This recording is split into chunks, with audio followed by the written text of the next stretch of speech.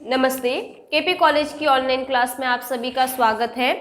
मैं सीमा शर्मा आज आपके सामने BA second year home science की क्लास लेके आई हूँ। आज हम फर्स्ट पेपर के अंदर जो चैप्टर पढ़ने जा रहे हैं उसका टॉपिक है धुलाई एवं परिसज्जा के सिद्धांत। सबसे पहले हम यहाँ पे दो शब्द लिए गए हैं, पहला है धुलाई, दूसरा है परिसज्जा। धुलाई का मतलब होता है कि वस्त्रों को साफ करना। धुलाई वस्त्र का एकदम स्वच्छ व साफ करना, जिससे वस्त्र पर किसी भी प्रकार का कोई भी दाग धब्बा गंदगी वगैरह दिखाई ना दे। परिसज्जा वस्त्र को सुंदर बनाना,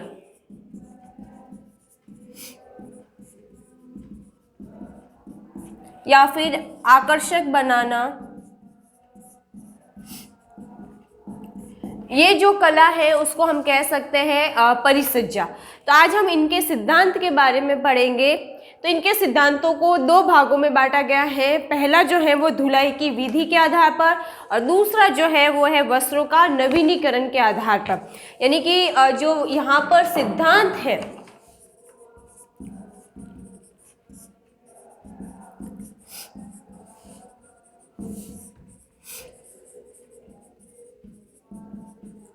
जिसमें पहला है धुलाई की विधि,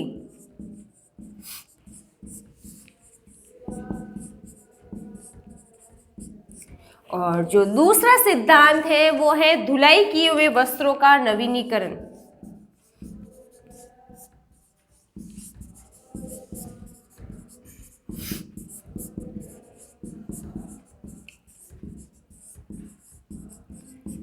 नवीनीकरण शब्द का मतलब उसको नया रूप रंग वगैरह प्रदान करना, उसको ऐसा बनाना कि कपड़ा नया लगे। यानी कि हम उपयोग के पश्चात भी वस्त्रों पर इस प्रकार की परिसज्जा कर सकते हैं कि वस्त्र दिखने में एकदम नया का नया लगने लग जाता है। सबसे पहले आज हम पढ़ेंगे धुलाई की विधियों के बारे में, जिसमें सबसे पहली विधि है हमारे पास में हाथ के द्वारा घर्षण।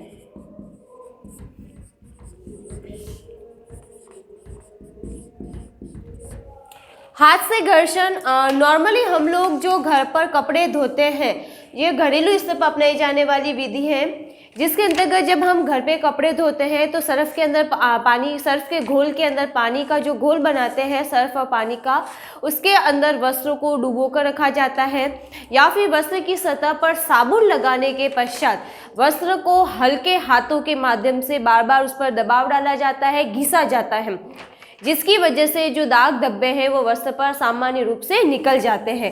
तो ये जो सामान्य तौर पर हर घर में काम में ली जाने वाली एक विधि है, जिसको हम हाथ से घर्षण विधि भी कह सकते हैं। दूसरी जो विधि है हमारे पास में यहाँ पर वो है कपड़े के धोने के ब्रश के द्वारा।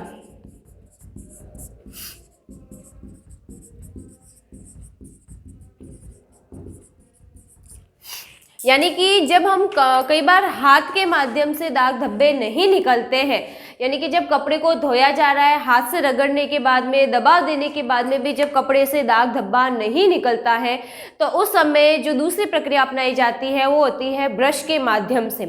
जहाँ पर ज़्यादातर जो मैले कपड़े हैं, जैसे कलाई वाला हिस्सा है या कॉलर वाला हिस्सा है, तो उन हिस्सों पर दाग धब्बे लग जाते हैं, मुश्किल से निकलते हैं, क्योंकि वहाँ पर पसीना वगैरह ज़्यादा लगने की वजह से और ज़्यादा किसी भी चीज़ के संपर्क में आने से वहाँ पर गंदगी ज़्यादा देखने को मिलती है।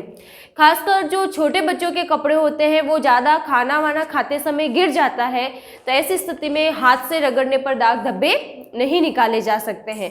तो उस समय वस्त्र की सतह पर साबुन का प्रयोग किया जाता है और उसके पश्चात ब्रश को उस दाग धब्बों पर घिसा जाता है, जिससे दाग धब्बे जो है वो आसानी से निकल जाते हैं। तो दूसरी प्रक्रिया में कपड़ों को धोने के लिए ब्रश का उपयोग किया जाता है। तीसरी जो विधि है हमारे पास में वो है खुरदुरी सतह विधि।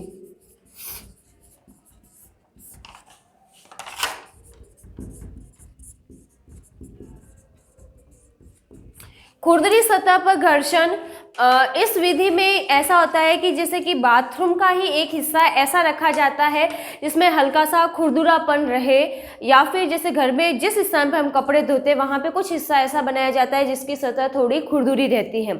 जब हम कपड़े धोते हैं तो कपड़े को धोते समय साबुन लगाकर उस खुरदुरी सतह पर हल्के हाथों से दबाव डालकर घिसा जाता है, जिससे जो दाग धब्बे हैं उस खुरदुरी सतह के संपर्क में आने पर निकल जाते हैं और वस्त्र जो है वो जल्दी से जल्दी साफ हो जाता है। तीसरी जो विधि है, चौथी जो विधि है हमारे पास में, वो है स्क्रबिंग बोर्ड पर घर्षण।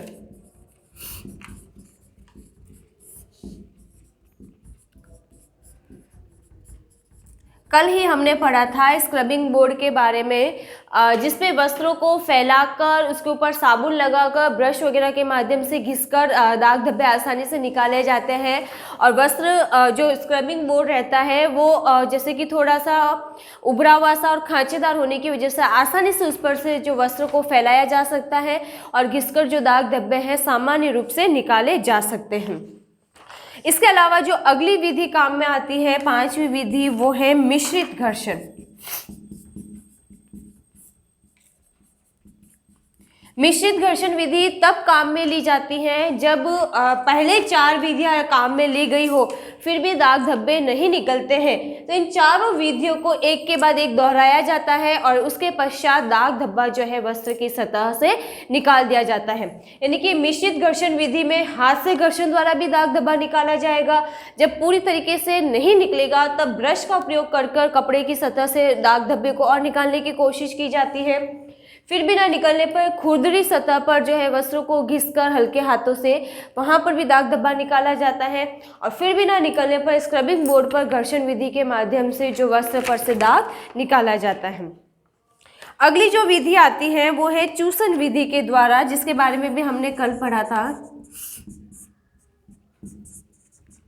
चूसन विधि, जिसको हम सक्शन वॉशर भी कह सकते हैं।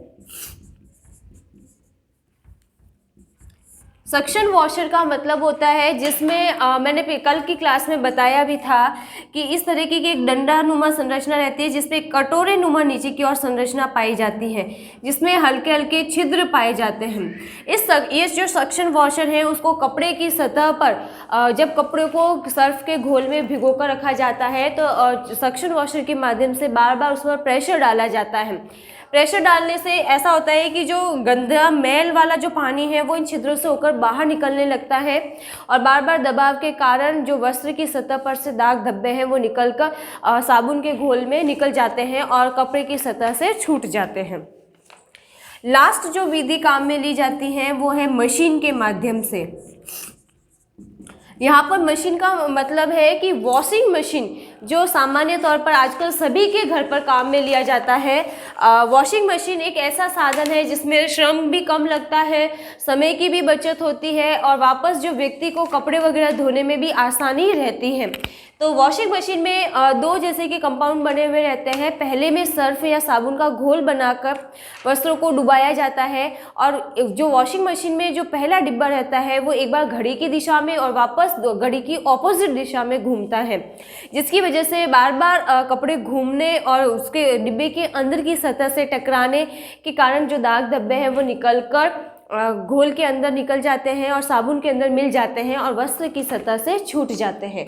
दूसरा जो इसका डिब्बा रहता है उसमें साफ वस्त्रों को धोने के पश्चात डाला जाता है, जिससे सारा पानी जो है वो निकलकर बह जाता है और वस्त्र जो है सूख जाते हैं। तो ये भी जो है वस्त्र धुलाई की विधियों के अंतर्गत काम में ली जाने वाला एक तरीका है, जिसमें धुलाई की विधियों में हमने सबसे पहला पढ़ा हाथ से घर्षण, कपड़े धोने के ब्रश से घर्षण।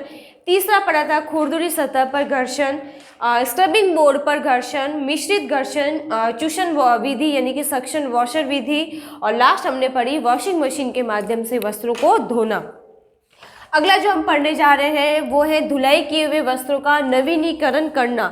यहाँ पर नवीनीकरण का मतलब ये है कि वस्त्रों को वापस पहले जैसा सुंदर बनाना, उसकी सतह पर कोई भी दोष वगैरह है तो उनको निकालकर एकदम पहले की तरह नया बनाना।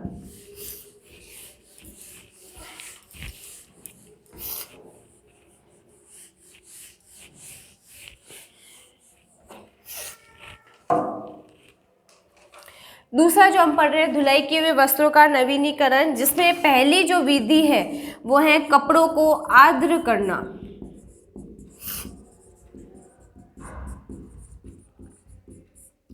यानी कि जब वस्त्रों को सलवटें वगैरह आसानी से नहीं निकलती है, प्रेस करने से भी नहीं निकलती है, खासकर सूती कपड़ों में, तो उस समय उसके ऊपर हल्के हल्के पानी का छिड़काव किया जाता है या फिर गुनगुने पानी का भी छिड़काव किया जा सकता है, जिससे वस्त्र में नमी आने पर हम उसको प्रेस करके आसानी से सलवटों को निकालकर वस्त्र को पहले की तरह एकदम नया बनाया जा सकता है। दूसरा आ जाता है इस्त्री करना। प्रत्येक घर में काम ली जाने वाली विधि है, जिसमें कपड़ों को उपयोग में लेने के पश्चात जब धुलाई हो जाती है और सूखने के पश्चात वस्त्रों को इस्त्री करके प्रेस करके पहले की तरह तह कर दिया जाता है और वस्त्र को एकदम सुंदर नया बना दिया जाता है, जिसमें वस्त्र की सतह पर अगर कोई भी सलवटें वगैरह हैं तो वो आसानी से प्रेस करने से निकल जाती हैं। तीसरी जो विधि है वो है प्रेसिंग।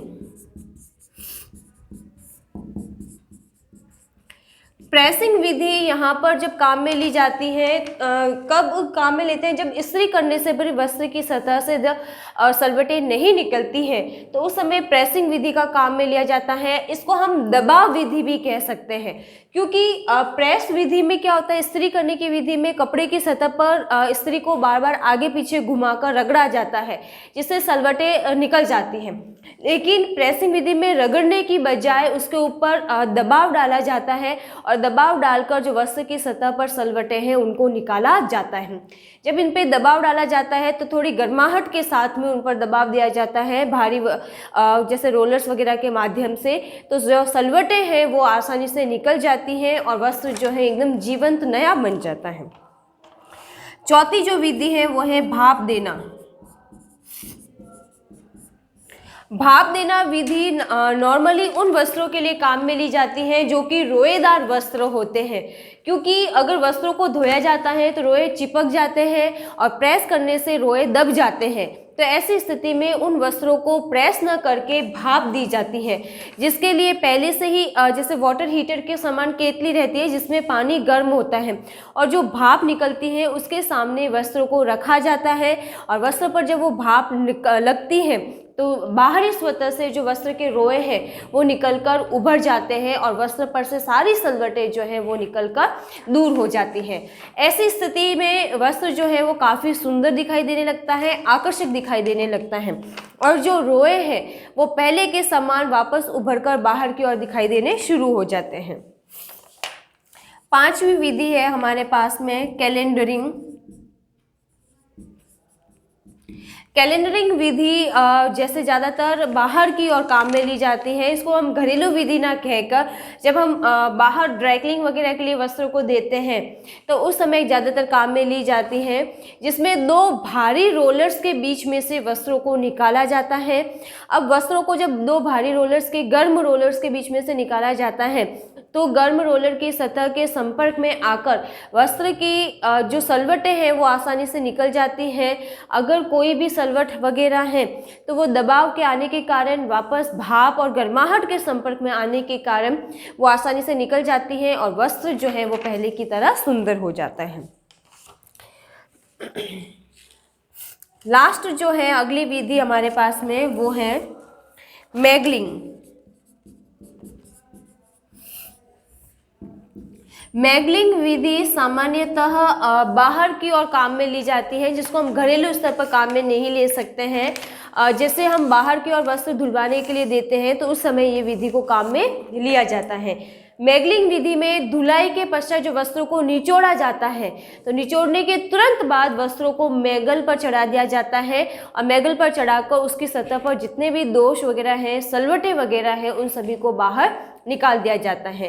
तो इस तरीके से वस्त्रों को वापस पहले की तरह नया, सुंदर और आकर्षक बनाया जाता है और ये सभी विधियाँ जो है वो काम में ली जाती हैं। तो आज हमने पढ़ा धुलाई एवं परिसज्जा के सिद्धांत, जिसमें धुलाई क्या है उसके बारे में पढ़ा, यानी कि वस्त्रों को स्वच्छ एवं साफ करना ही धुलाई है।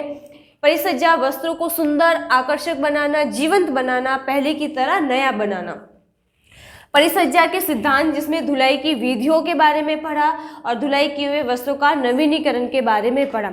आज का हमारा चैप्टर यहीं फिनिश होता है। हम बहुत जल्द मिलेंगे एक नए चैप्टर के साथ। तब तक के लिए सभी को गुड बाय।